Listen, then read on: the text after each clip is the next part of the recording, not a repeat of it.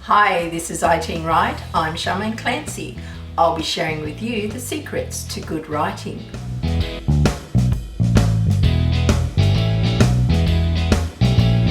In today's session, we're going to look at writing a dystopia story. So what is dystopia? Dystopia basically is the prefix dys, which means bad or abnormal, mixed with the core word, which is based on a Greek word topos, meaning place. So dystopia just means a bad place to live. It's the opposite of utopia. Utopia is the idea of a perfect place to live. Let's look at the different types of dystopia first. You can have dystopian stories that are based on environmental worlds where the environment has changed so much on our Earth, it's now difficult to live here. This could be from things like the ozone layer disappearing. So we now can't go outside without burning up like vampires. That's interesting. Now you've got a whole world of people that are living in the dark like vampires. It could be an environmental issue that is caused by science. Something like cloning dinosaurs. Now who'd think that was a bad idea? The other problem you can have for a dystopian world is society breaking down. It could be that we have an evil government that is ruling the people. Now, a dystopian world can occur very quickly or very slowly. Sometimes a dystopian world in the story has already been established for a long time, such as the Hunger Games. Now, in this book, there's a city that's living in luxury, while the outlying areas live in extreme poverty. The city gets children from these areas, brings them to the city and has them fight in an arena to the death for their own amusement. A little bit different from that, we have James Phelan's Chasers in the Alone series. Now in this story, there's a virus outbreak.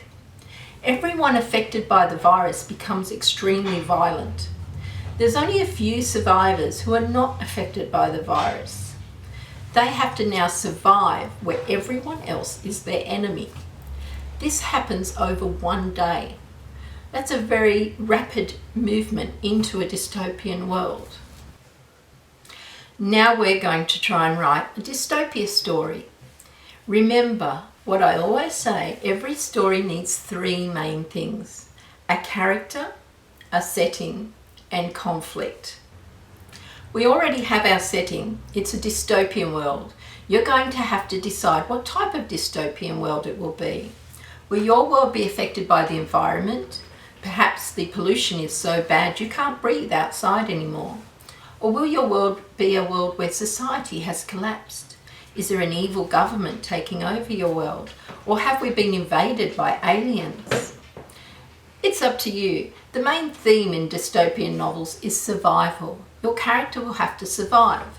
Once you've got your world set up, try to think of who would be the least likely character to survive this world?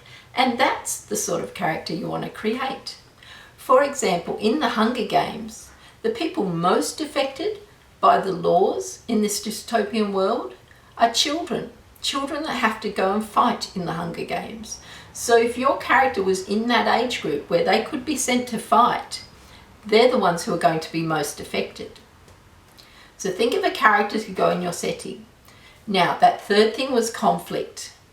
Obviously, you have a lot of conflict in this world. You need to survive it, and it's very difficult.